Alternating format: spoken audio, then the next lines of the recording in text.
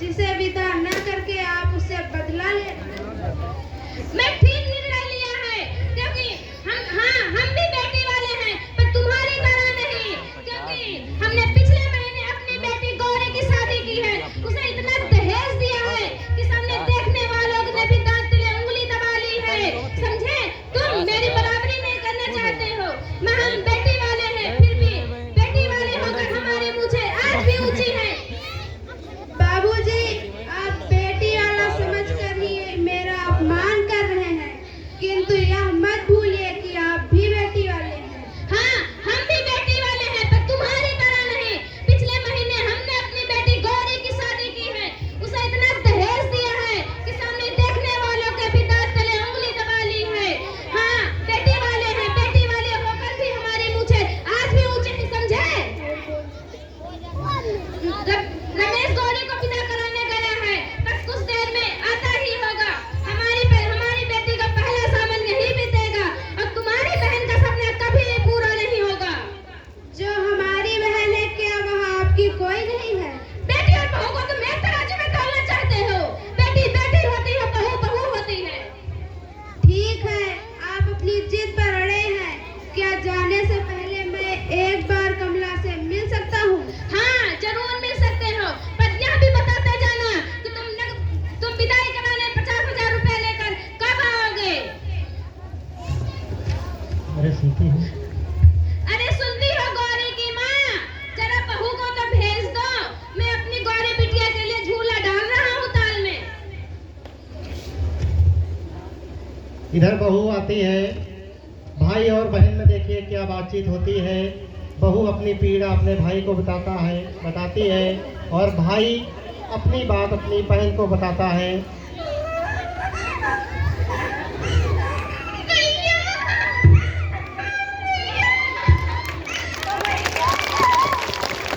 पागल ना बनो कमला, रो मत। इन मोतियों का मूल्य समझने वाला यहाँ पर कोई नहीं है। घबराओ मत, मैं जल्दी ही फिर आऊंगा, और इस बार विदाई अवश्य होगी, क्योंकि मैं चोट का मरहम लेकर खुद आऊंगा। ये करते हुए भैया,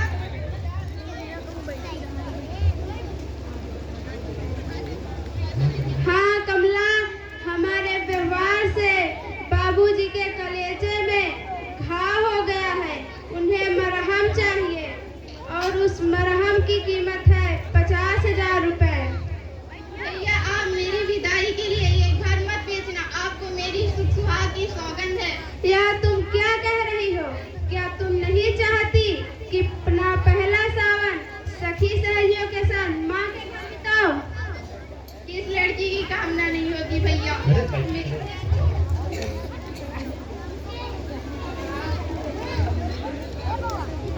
किस लड़की की कामना नहीं होगी भैया? आपको मगर इतनी बड़ी कीमत चुकाना तब तक ठीक है भैया। कमला, आज नहीं तो कल पैसे देने ही पड़ेंगे।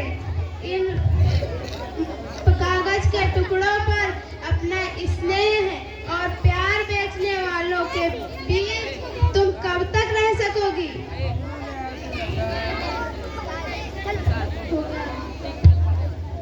उधर से अंदर से राजेश्वरी का प्रवेश होता है, जो कमला की सासू माँ होती हैं। वो एक दूसरी माँ की व्यथा को समझती है, और वो अपने पति को भी भली भांति से जानती है कि वो कितने अक्षर स्वभाव के हैं। जब भाई अपनी बहन को विदा करना जाता है, और उसके ससुर जी विदा नहीं करते हैं, देखिए बैठो सासू माँ। आप सब लोग। हाँ, क्या कहा उन्होंने विदाई के लिए?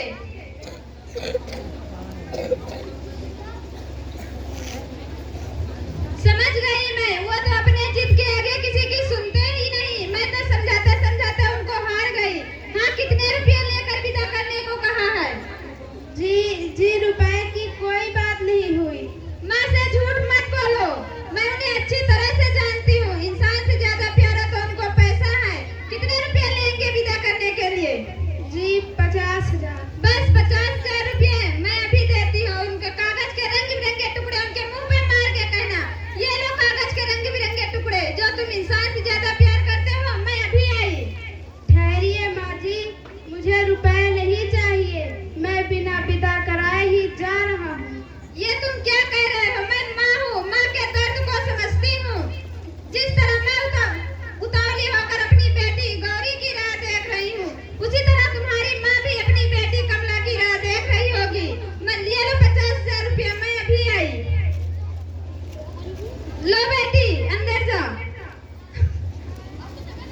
सासू माँ चाबियों का गुच्छा दे देती है अपनी बहू को, कहती है जाओ 50,000 रुपये लेकर अपने भाई को दे दो।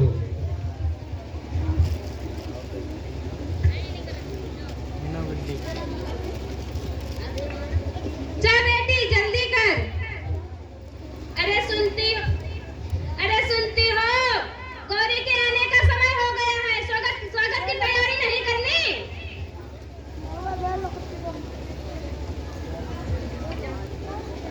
जा बेटी अंदर जा।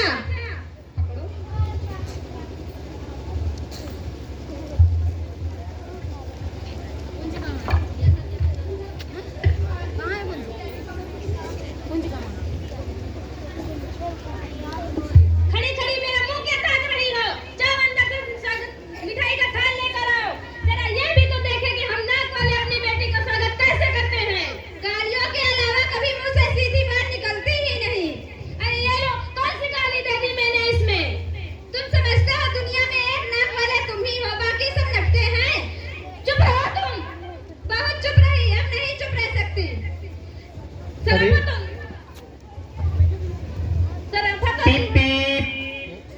शराफत और इंसानियत की तो हद होती है। तभी गौरी की आने का समाचार सुनता है, गाड़ी का हॉर्न बजता है। पीप पीप।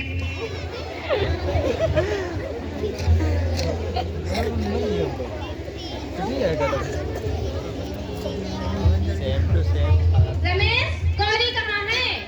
जी पापा वो नहीं आई। नहीं आई? क्यों नहीं आई? तबीयत तो ठीक है ना उसकी? जी हाँ। फिर उन्होंने विदा नहीं की। विदा नहीं की? आखिर क्यों नहीं किया? कह रहे थे कि दहेज पूरा नहीं दिया। हमने तो जीवन भर की कमाई उसको दे दी और उसकी नजरों में कुछ दिया ही नहीं। लो भी कहीं के।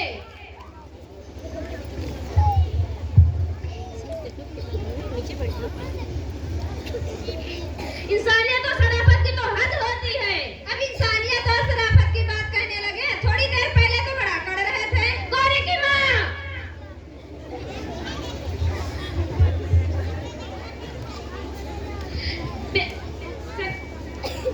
शराफत और इंसानियत की भी हद होती है। अब इंसानियत और शराफत की बात करने लगे। थोड़ी देर पहले तो बड़ा कर रहे थे। चुप रहो तुम, बहुत बोलती हो तुम। बहुत चुप रही, अब नहीं चुप रह सकती। क्या कमी है मेरी बहू के दहेज में? बेटी बेटी और बहू, बहू और बेटी, अजीब उलझन ने क्या लगा के रखा है? जब तक तुम बहू और बेटी को एक नहीं समझोगे ना तुम्हें सुख ही मिलेगा ना शांति।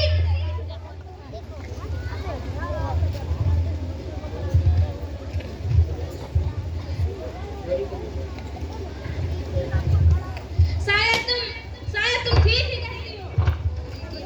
गौरी की माँ, तुम शांत रहा करो, तुम बहुत बोलती हो। जब तक तुम बहू और बेटी को एक नहीं समझोगे ना तुम्हें सुख मिलेगी ना शांति ही मिलेगी। बेटी और बहू को तुम एक समझना चाहते हो। बेटी बेटी होती है, बहू बहू होती है।